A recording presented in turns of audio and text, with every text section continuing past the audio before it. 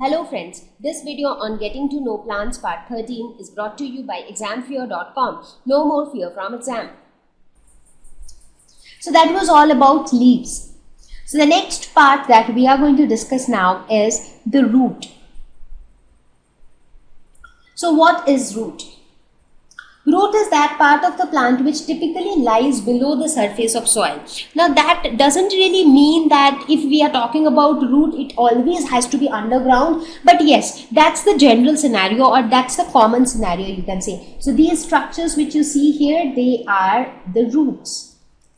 So roots can also be aerial. So in certain cases, like how we had modifications of leaves, modification of stems, similarly in certain plants, roots can be modified to be aerial, that is to be present above the ground. So in that case, they serve some different purpose. So we will have a look at that a little later.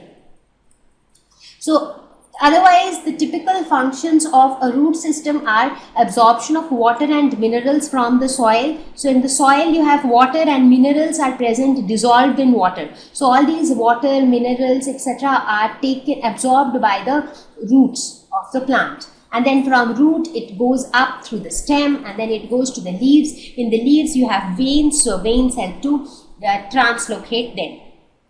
So it also provides proper anchorage to plant parts. Now, how strongly the plant is bound to the soil, that is determined by the roots, because the roots gives that support to the plant. So how tightly the plant is attached to the soil. So that way it gives mechanical support to the plant. Store food. In certain cases, these roots are also used for storing food. Synthesis of plant growth regulators. Now there are a lot of chemicals which are being produced within the plants which help in the growth of plants. So these plant growth regulators are also produced by the roots. Now when we talk about root system, there are two different types of root system. So one is tap root system, the other one is the fibrous root system. So we will discuss about both of these in detail with some examples. So let us now talk about the tap root system. So it is that kind of root system where we have a single primary root and then multiple branches of that single root. So as you can see here you have this one single root. It is the primary root and all other roots are kind of branching from this root. So we would call this as the primary root or the main root or tap root. This main root is often called as the tap root, and all these other roots, the branches here. So these branches are the lateral roots. So now as I said that not every plant will have the same pattern of roots. Now some plants will have it this way where you have a single primary root and then the lateral roots branching out of that primary root. But in some other plants the arrangement might be different. Now this type of arrangement is seen in mustard, carrot, radish, beetroot, turnip. So in each of these, if you look at their roots very carefully, you would be able to see one prominent root, one single root, and all other lateral roots arising from that single root. Similarly, here also you see one single root, all others arising from that. And the same is true for all of these examples. So that's tap root system. Now the next type of root system is the fibrous root system. Now the name itself says fibrous. That means something which is like fiber-like, very thin, hair-like, but at the same time it will form a network rather than having one main root. So looking at the picture itself, you get an idea that you do not have any main root or any single root from where other roots are arising. It's like all of them are thin roots and like scattered here and there. So in this, several fine roots arise from the stem base. So this is the stem base. From base of the stem, several fine roots arise. So they are like thin hair-like roots. So here no main root exists. So can you see any main root like how you saw in case of tap root system? So there was one single main root, from that branches came out. But here there is no such main root. It is like all branched roots.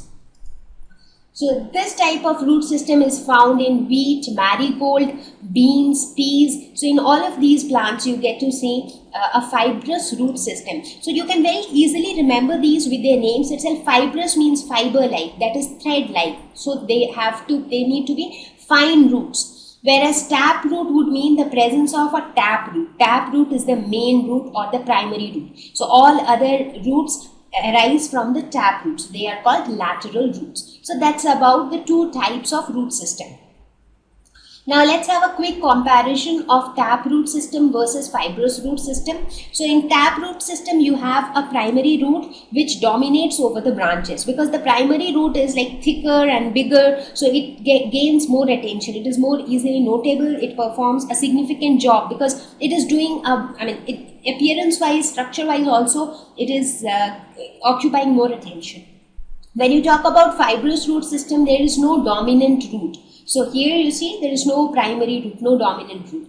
Taproot system, it go very deep into the soil, but fibrous root system spread laterally. So as you see here, the main root, it keeps going downward. So it keeps going very deep. But when you look at this, you do not have a primary root here. So here all these roots, they tend to spread horizontally, in the lateral direction. So you have branches coming out like this. So it kind of spreads laterally. So it is not only going deep, but it is also spreading sideways. So in this case, it is going deep all the time because it's just one root which is governing how other roots will come out. It is seen in dicots and it is seen in monocots. So monocots are plants like wheat, maize, grasses. These are all examples of monocot plants. And dicot examples would be carrot and beet, turnip, etc. So what is a dicot and what is a monocot? So I think that will be a little high level for you right now. So you learn about it in your higher classes. So for now, you can just understand that dicots are those plants which arise from dicot seeds. That is those seeds which have two seed leaves. And monocots are those. Mono means one. Di means two. So those seeds which have two cotyledons, that is, which have two seed leaves, they are called dicot seeds, and those which have only one seed leaf, they are called monocot seeds. Now, dicot and monocot plants, they have a lot of differences, but just in their structure, in their function. So by looking at the plant's features, you can distinguish, you can determine whether it is a dicot or a monocot. So this was pretty much about taproot system and fibrous root system. Thank you. Please visit www.examfear.com to watch more educational videos with a better experience.